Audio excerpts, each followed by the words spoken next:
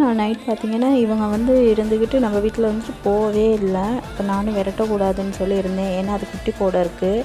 இவங்கெல்லாம் வந்து நம்மளை தேடி வந்தாங்கன்னு சொன்னால் ஏதோ ஒரு காரணத்துக்காக தான் வருவாங்க.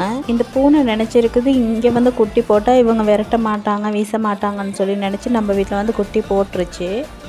போன தடவை குட்டி போடும்போது நம்ம வீட்டில் தான் வந்து போட்டுச்சு. அதே மாதிரி இந்த தடவையும் வந்துருச்சு குட்டி போடுற டைமுக்கு சரியாக.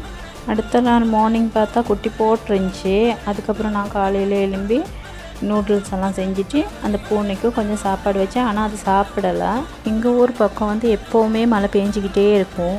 அடிக்கடி மழை பெய்யறதுனால நமக்கு சோறு சாப்பிட்றதுக்கு கொஞ்சம் சோம்பரமாக இருக்கும்.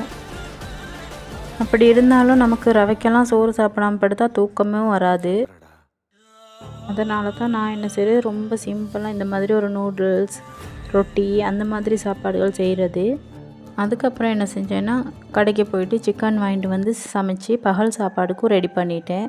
அதுக்கு இடையில் எங்களோட ஊரில் வந்து சரியான மாதிரி ரொம்ப அதிக அளவு மழை பெஞ்சு சிமெண்ட் பாலம் இருக்கும். அந்த பாலத்துக்கு மேலெல்லாம் தண்ணி போயிடுச்சு. அதுக்கப்புறம் நாங்களும் சரி ஓகே அதையும் போயிட்டு பார்த்துட்டு வரலான்னு சொல்லி அங்கே போயிட்டு அதையும் பார்த்துட்டு வந்து பகல் சாப்பாடையும் சாப்பிட்டு ஒரு குட்டி தூக்கம் ஒன்றும் போட்டாச்சு.